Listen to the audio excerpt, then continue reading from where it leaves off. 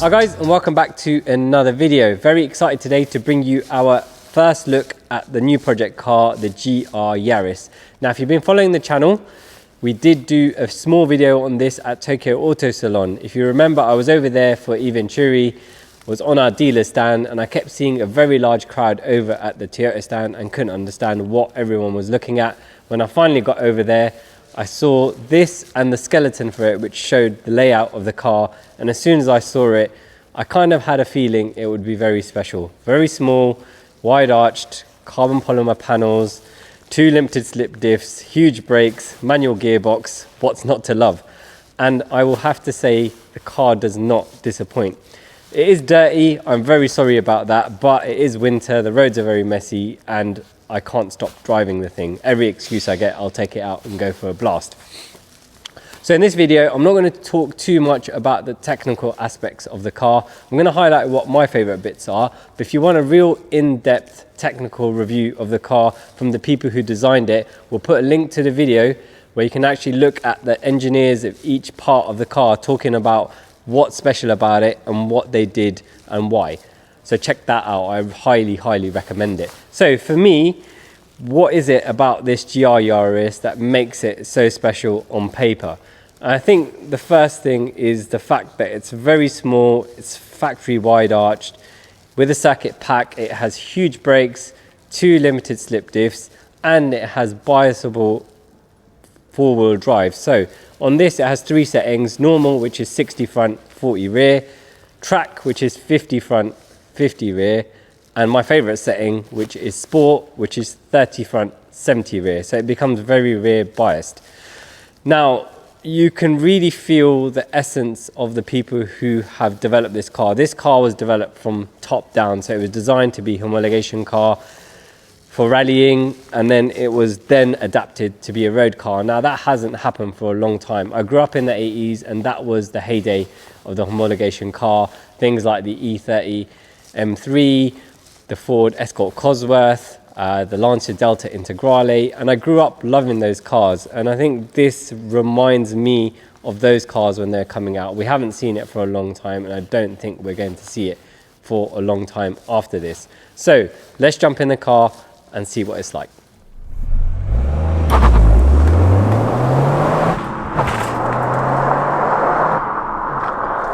So we're out in the Yaris in its natural habitat, which is a nice bumpy B road, slightly damp, and it is very sunny. The first thing you notice, apart from the very slick gear change, is the fake sound being pumped through the speakers, but I will forgive this car for that because it has many other amazing attributes.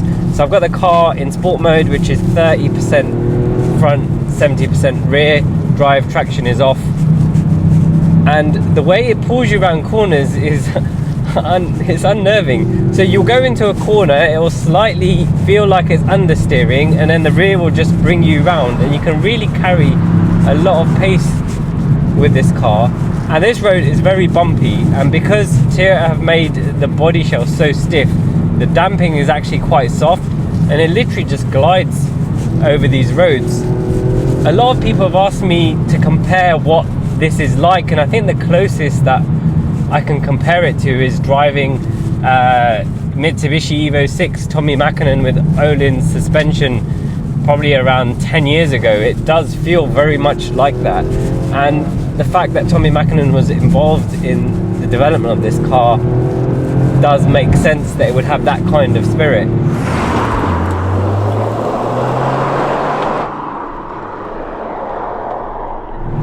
The other thing I've noticed is the steering rack is very quick. Turning circle is very small. You only need really small inputs to actually turn the wheel, and you can feel exactly what the car is doing. It's very tactile, and one of the things I love about this car is that you don't have to be doing crazy speeds to enjoy it. So whereas some of my other cars, I'll be driving and having a great time, and all of a sudden I look down and I'm doing the speed that I shouldn't be doing. In this, you can like go through some corners, put your foot down, change a couple of gears, and you look down and you're still like doing 59 miles an hour. It's amazing. So yeah, just the way it grips is so good. And the brakes on this are also very, very good. They are bigger than the Super brakes, so they should be. We're still running the car in, so I'm not going to rev it all the way, but I have driven the press car, and it does have a very decent amount of power. I know a lot of people are being put off and snobby by the fact that it's a 1.6 litre engine and it's only got 3 cylinders, but honestly, if you're just hung up on those points, you're really, really missing the point of this car. When we were making the decision to buy this, when we saw it at Tokyo Auto Salon, that wasn't even a consideration. Just the ingredients of this car: 4-wheel drive, biasable, so you can switch it so it's rear wheel bias, 2 limited slip diffs, which this has, and huge brakes on a very small platform. I always knew it was going to be good, but it's actually exceeded my expectations. But just the way it glides over these bumps is just amazing. I'm not sure what that engine sound that is being pumped through is. It doesn't really sound, it sounds a little bit like a 3-cylinder, but it's quite loud. But from outside, it makes no noise at all. So while I'm stuck in some traffic, I'll talk about the things that I don't like, which aren't many. I mean, it is quite basic in here. You don't have any creature comforts like heated seats. You can't have the convenience pack, so you don't, with the circuit pack, so you can't get like the heads-up display. Doesn't have any sat nav, unless there's something wrong with mine, which is I'm not too bothered about. The other thing that slightly bugs me is the fact that the seat position is quite a bit higher than I would normally like to have. I'm hoping somebody, or maybe we can bring out a kit that lowers the seat slightly, but they're very minor gripes. I mean, we've bought this car for development, but also just to enjoy the drive on, and for that purpose it's just absolutely amazing. A few people have asked me, you know, can you daily this car? Yeah, I think you could daily this car. It's very comfortable. It doesn't need to be driven hard everywhere. You can just cruise around in it and everything's very easy. The brakes aren't too grabby. The power delivery is very linear, so it's very easy to control. The clutch operation is normal. I'm sure you could give this car to your wife or either your mum, and she'd be able to drive it no problem, just like any normal Yaris. But when you want to have some fun, seriously, the thing is amazing. I think it will embarrass a lot more expensive cars on these types of roads, and it just inspires so much confidence. I mean, it's slightly damp today, and the car with the circuit pack does come with Michelin Pilot 4S's, which in our experience are the best tyre. We run them on all of our cars unless we're going like racing or drag racing, and then we put our AAA-Rs on just for the maximum amount of grip. But yeah, the overall package of this car is just amazing. I'm so impressed.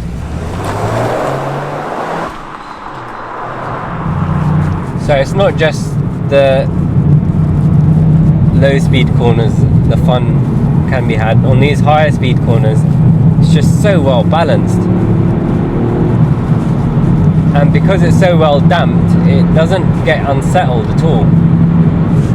It just literally glides over these roads, and that's something you can take a normal, like even an M car, and try and get it to be this compliant on a B road. Takes a lot of money and time in suspension work to get it to behave like this, and this is like this out of the box. So that concludes my initial test drive of the GR Yaris, and as you can tell, I'm very, very pleased with it. It's just as special as I thought it would be when I saw the recipe at Tokyo Auto Salon. Everything comes together really, really well, and it really reminds me of an Evo 6 Tommy Macken, and that's the closest I can relate it back to. And also, it's one of those things when you think about a car that you drove in the past, like one of those 80s hot hatches, and you look at it through rose tinted spectacles and you think that car's going to be amazing to drive again, and you drive it and it's not. This is the complete opposite. It's basically everything those cars should be if you drove them right now. It really, really is that good. And a lot of people on my Instagram have been saying to me, why the hell are you buying a Toyota Yaris? Because they don't understand what this car is. But it's actually very special. This recipe has not been put together like this for a very, very long time. And who knows in the future if that's going to happen again. I am an 80s child. I love the whole homologation thing. The fact that they've had to make it for WRC. and made so many changes over the normal car, and now it might not even race. So does that make it even more special or not? We'll have to wait and see. But for now, our plans with this car are to develop the e-Venturi intake, do an exhaust system for it, the Avero body kit and an Evolve tune. We'll think about if there's any other products we need to develop as we go along, but stay tuned to the channel and watch our progress with this fantastic little car. Thank you so much for watching, guys. If you'd like to watch more of this project, you can do so over here. If you'd like to watch what YouTube suggests you might like from our other videos, you can watch that over here. If you like this video, please click on the thumbs up. And if you haven't already, please subscribe to our channel. If you guys have any questions, please drop them in the comment section and we'll do our best to answer them for you.